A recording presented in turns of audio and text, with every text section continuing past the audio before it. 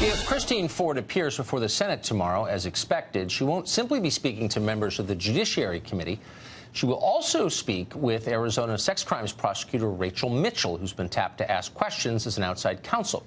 What sort of person is Rachel Mitchell? What does she do, and what sort of prosecutor has she been?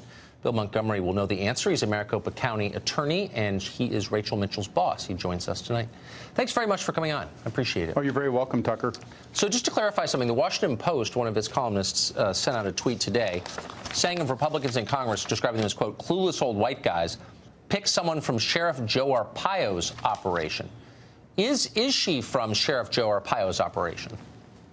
No, Tucker, she's not. She's a deputy county attorney, which means she works for the Maricopa County Attorney's Office. Sheriff's deputies and detention officers work for sheriffs. Thanks for clarifying that. What will she be doing tomorrow if Christine Ford attends this hearing?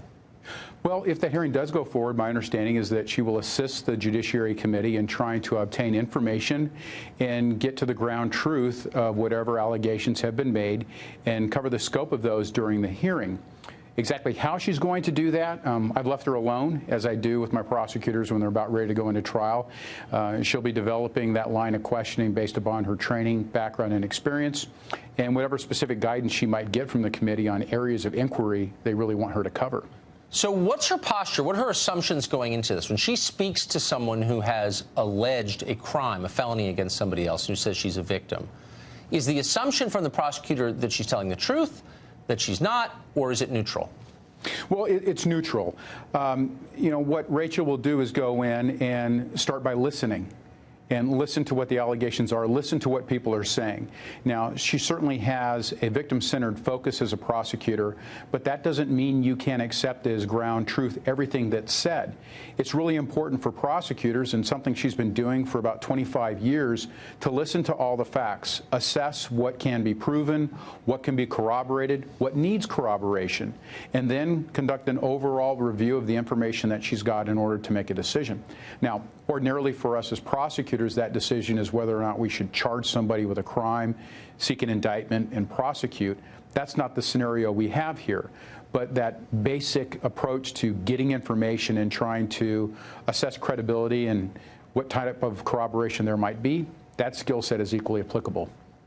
I've noticed watching this story unfold that almost everybody on the periphery of it has been sucked in and damaged. Brett Kavanaugh's childhood friend, Mark Judge, most people never heard of him, is now the center of very intense criticism from the left just because he's been named. He hasn't said anything. Do you think she's ready for that? I mean, she could see her own character assassinated if she asks questions that Democrats don't like. Well, unfortunately, Tucker, that's not new for prosecutors. We get accused of things every single day. Back here in her home jurisdiction, those who have litigated against Rachel, those who've worked with her, worked for her, or who've had the privilege of supervising her know what her reputation is, and it's based upon her performance, her actions, and how she treats other people. And nothing that happens in the hearing tomorrow will be able to affect that. She'll be able to come back to her job. I hope she comes back to her job. She'll be able to come back to her job and pick up where she left off. And she's very well grounded, professional, fair, and objective. And once she's done with this, she'll be able to leave it behind. That was a task that she was called upon to do.